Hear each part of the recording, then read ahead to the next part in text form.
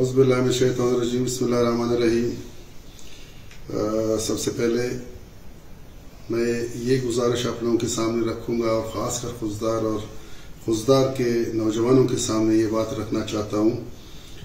کہ آج کا جو الیکشن میونسپل کارپوریشن میں ہوا، رزلٹ جو بھی آیا جس طرح سے آیا،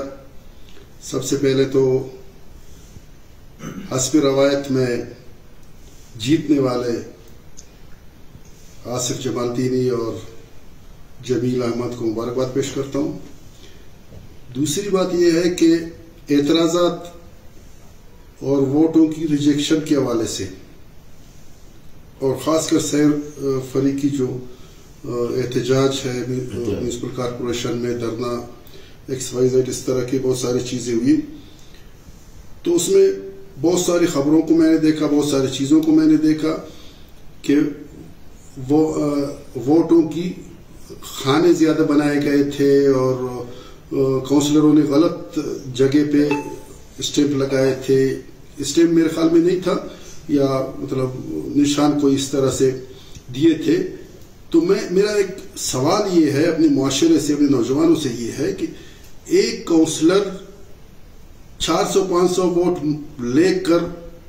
جب کونسلر منتخب ہوتا ہے اور اپنے کافی ووٹروں کو وہ سمجھاتا ہے کہ بھائی اس طرح سے ووٹ کاسٹ کرنا ہے، اس کا ووٹ کیسے غلط ہو سکتا ہے؟ دال میں کچھ ہمیں مطلب دال میں کچھ کالا نظر آ رہا ہے، کیونکہ بغیر سوداگری کے، بغیر ہارس ٹریڈنگ کے اس طرح کوئی کونسلر اپنا ووٹ خراب نہیں کر سکتا، یہ بات کلیئر ہے۔ سوداگری ہوا ہوگا، کس طرح سے ہوا ہے، کیسے ہوا ہے، یا یہ جو سیر فریقی جو جماعت جو بنی ہے، یہ ایک تو یہ ہے کہ خوزدار کے عوام یہ بات سمجھ لے کہ یہ ان کی خیر خواہی کے لیے ہے نہیں۔ ان کی خیر خواہی کے لیے اگر یہ ہوتا تو اتنی بڑی مہنگائی نہیں ہوتی، کیونکہ یہ جو مہنگائی لانے والے یہی ہے،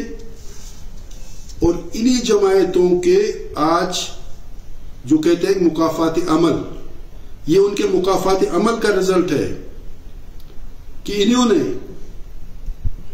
PTI کے خلاف ہارس ٹریڈنگ کی، انہوں نے خرید فروخت کی، یہی ریجیم چینج کے حصے بنے۔ تو آج اگر یہ رو رہے ہیں تو سب سے پہلے ان کو اللہ سے معافی مانگ کے توبہ کرنی چاہیے کہ کہیں ہمیں اپنی گناہوں کے ہمیں سزا تو نہیں مل رہی ہے۔ چوروں کو ڈھونڈنا ہے، اپنے صفوں میں ڈھونڈو، کیونکہ آپ کے صفوں میں ہر دوسرا تیسرا بندہ ہمیں چور نظر آتا ہے۔ تو یہی الفاظ کے ساتھ میں خوزدار کے نوجوانوں سے اور بھائیوں سے اپیل کروں گا کہ وہ سوچ سمجھ کر اپنے نمائندے منتخب کریں، یہ ان کے مستقبل اور فیوچر کا معاملہ ہے۔ Thank you.